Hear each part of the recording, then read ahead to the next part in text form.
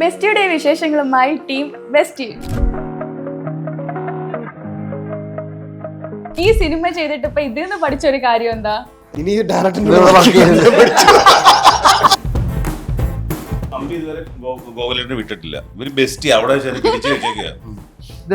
ഞാൻ കുത്തിക്കാറുണ്ട്. ഇതെവിടെ ഓഫ് ചെയ്യണേ?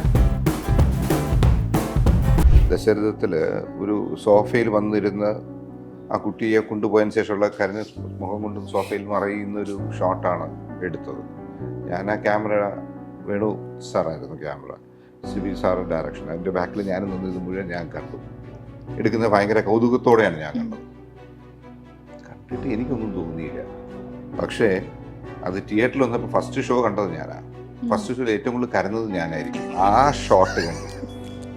ദാറ്റ് ഈസ് ലാലേട്ടൻ. ഇതിൻ്റെ പ്രൊഡ്യൂസർ എന്ന് പറയുന്നത് KV അബ്ദുൽ നാസർ, അക്ബർ ട്രാവൽസ് ബെൻസി പ്രൊഡക്ഷൻസിൻ്റെ.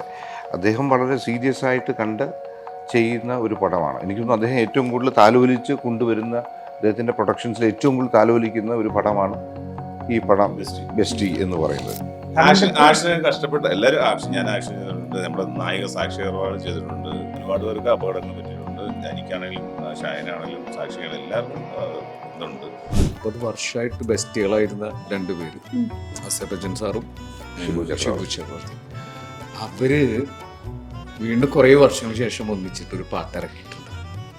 അപ്പൊ പുള്ളിനെ 40 കൊല്ലമായിരുന്നു അവര് തമ്മിലുള്ള ഒരു നല്ല മെലഡീസ് ഉണ്ടായിട്ടുള്ള. വെള്ളമഞ്ഞിന്റെ തട്ടമിട്ടൊരു പെൺകിടാവ് പോൽ താഴ്വരാ.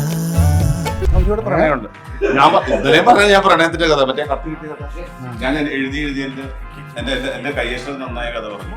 അതേ മഹാരാജ് എഴുതി 10ാം ക്ലാസ് തൊട്ട് എഴുതുമല്ലോ, അവരോട്ട് എഴുതി കയ്യക്ഷരം നന്നായി.